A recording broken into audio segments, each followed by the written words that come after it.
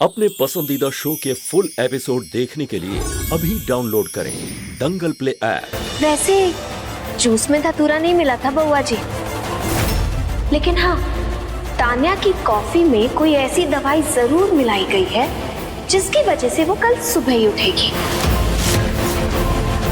वो क्या है ना, हमें तुम्हारे प्लान के बारे में पता चल गया था। अब धतूरा भोलेनाथ जी का प्रसाद होता है। हम उसका ना तो गलत इस्तेमाल होते हुए देख सकते थे और ना ही उसे झूठा होते हुए देख। क्या बकवास कर रही हो तुम?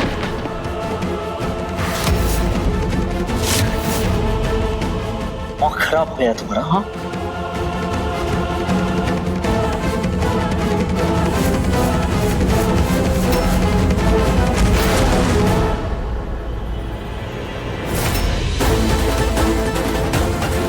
जैसी संगत वैसा ही फल।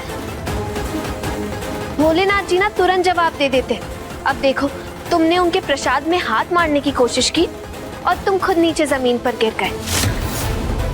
अब अगर परिवार का साथ ना देकर तान्या का साथ दोगे तो ऐसे ही जमीन पर गिरते रहोगे बउआ जी, बार बार हर बार। वैसे हमारे यहाँ भटके हुए को राह दिखाना और गिरे हुए को उठाना पुण्य का काम माना जाता है। नंदन बउआ जी, आओ तुम्हारी मदद कर दे।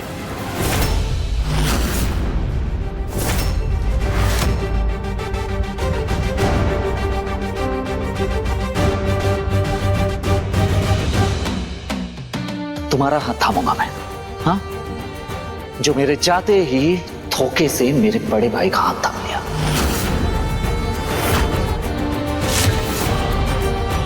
इतने भी बुरे दिन नहीं आए मेरे, समझी तुम?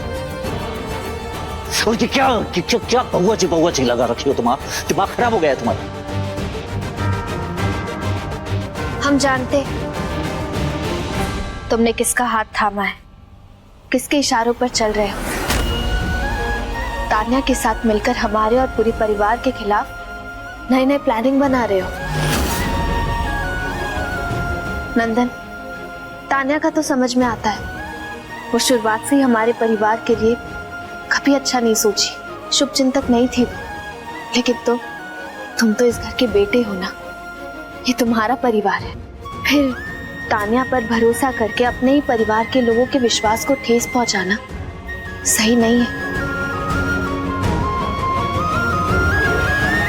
हाँ नंदन,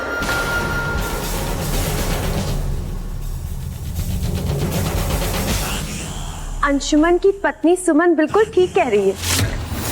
इनके पास तो सारे अधिकार हैं सबको हर्ट करने के, है ना सुमन? क्या हुआ? मुझे इतना फ्रेश देखकर शॉक गई। मेरी मॉम ना एक कहावत कहती है हमेशा, तू डाल डाल तो मैं पात पात। तुम्हें लगा कि मैंने वो कॉफी पी ली, बट एक्चुअली मैंने नाटक किया था, कॉफी नहीं पी। पता है सुनो, ये धतूरे जो तुमने पकड़ के रखे ना हाथ में, इससे भी कई ज्यादा जहरीली हो तुम। तुमने मेरे अंशुमन को तो मुझसे छीन लिया, मेरे साथ खिलवाड़ करके। लेकिन तुम ये कैसे भूल रही हो कि तुमने नंदन को भी कितना दुख पहुंचाया, और उसके बाद तुम्हें कोई हक नहीं बनता कि तुम नंदन से कुछ भी कहो। तुम अपनी बकवास बंद करो तान्या। तुम्हें हमारे घर के मामलों में बोलने का कोई अधिकार नहीं है। ये हमारी आखिरी चेतावनी है तुम्हें।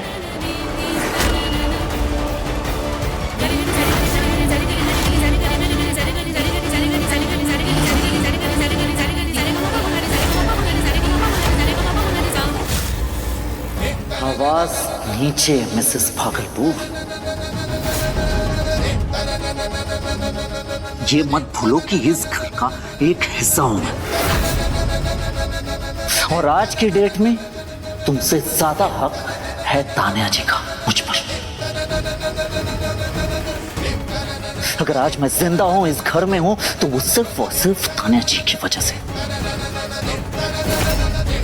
और तुम तो जैसे मेरे जाने का इंतजार कर रही थी,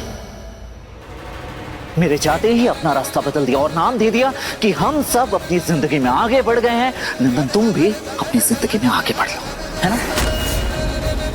अरे मैं तो वहीं खड़ा हूं लेकिन तुम शायद से आगे बढ़ गई हो। अगर हाँ तो आज के बाद तान्या जी पर तुम्हारा कोई अधिकार नहीं है कि तुम तान्या जी को कुछ कहो।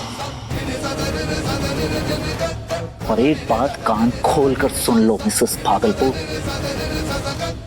कि आज के बाद तान्या जी जो भी कहेंगे मैं वही करूंगा।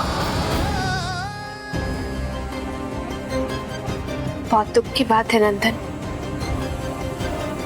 तुमने अपनी आंखों पर पट्टी नहीं बांध रखी है। तुमने तो सही रास्ता देखना ही बंद कर दिया। वो कहते हैं ना, सोते हुए इंसान को जगाना फिर भी आसान होता है, लेकिन जो पहले से ही जाग रहा हो और सोने का नाटक कर रहा हो, उसे भला कोई कैसे ही जगाए। ग्रेट।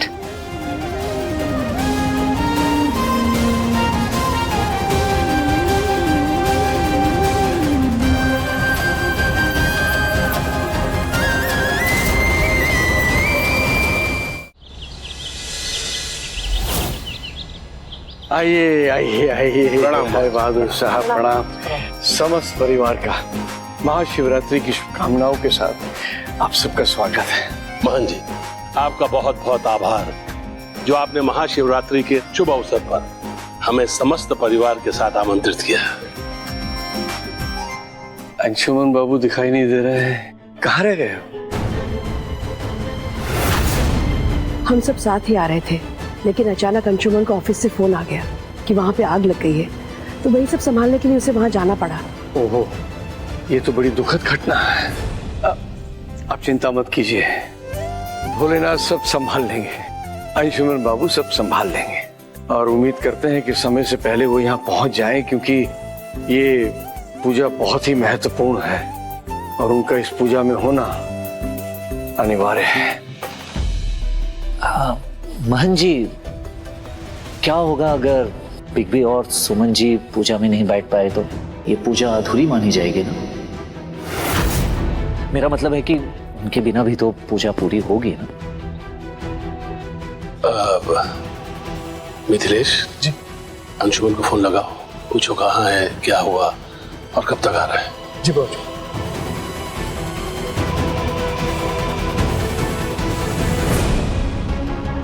लगता है आग लगाने का काम बहुत अच्छे से किया है तुमने नंदन, तभी तो अंशुमन जी अब तक आए नहीं है। क्यों?